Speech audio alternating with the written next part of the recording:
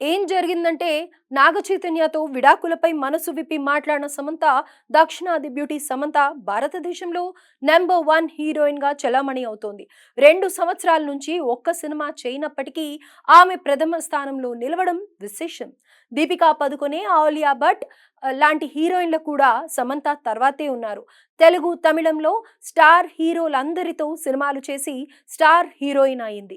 నాగ చైతన్యను ప్రేమించి పెళ్లి చేసుకుంది. తర్వాత హఠాత్తుగా విడిపోయారు. ప్రస్తుతం ముంబైలోనే ఎక్కువగా నివసిస్తోంది. 2 వెబ్ సిరీస్లకు ఓకే చెప్పగా ఇవి త్వరలోనే ప్రారంభం కాబోతున్నాయి. సినిమాల్లో అవకాశాలు రావడం లేదా, లేదంటే సమంతానే సినిమాలో ఒప్పుకోవడం లేదా అనే విషయంలో మాత్రం స్పష్టత రావడం లేదు. నాగ చైతన్యకు విడాకులు ఇచ్చిన తర్వాత తొలిసారిగా సమంత స్పందించింది. తాజాగా ఆమె మాట్లాడిన మాటలు సామాజిక మాధ్యమాల్లో తీవ్రంగా వైరల్ అవుతున్నాయి.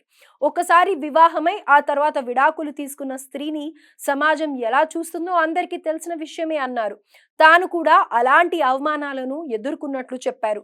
తన మీద చెప్పలేనంత, రాయలేనంత అబద్ధాలను సృష్టించి ప్రచారం చేశారని, వాస్తవానికి అవన్నీ నిజాలు కాదు అని, అబద్ధాలు పుకార్లేనని చెప్పాలనిపించిందని అన్నారు. అయితే తనలో తాను మాట్లాడుకొని తనను తాను విశ్లేషించుకున్న తర్వాత బహిర్గంగా వాటి గురించి మాట్లాడలేదని చెప్పింది. విడాకులు తీసుకున్న తర్వాత ఏ రోజు కూడా తాను ఏడవకుండా లేనని, అయితే జీవితకాలం అలా ఏడుస్తూ ఉండిపోవాలని అనుకోలేదని, తనకు తాను ధైర్యం చెప్పుకొని అడుగు ముందుకు వేయాలనుకున్నట్లు చెప్పారు. జీవితంలో కొత్త అధ్యాయాన్ని ప్రారంభించాలనుకుంటున్నాను అని సమంత స్పష్టం చేశారు.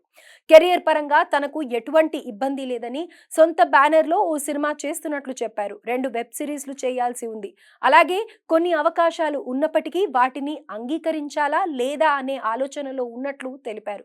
ఏది ఏమైనప్పటికీ నాగ చైతన్యకు విడాకులిచ్చిన తర్వాత తొలిసారిగా సమంత మనసు విప్పి మాట్లాడిందని నెటిజన్లు అభిప్రాయపడుతున్నారు.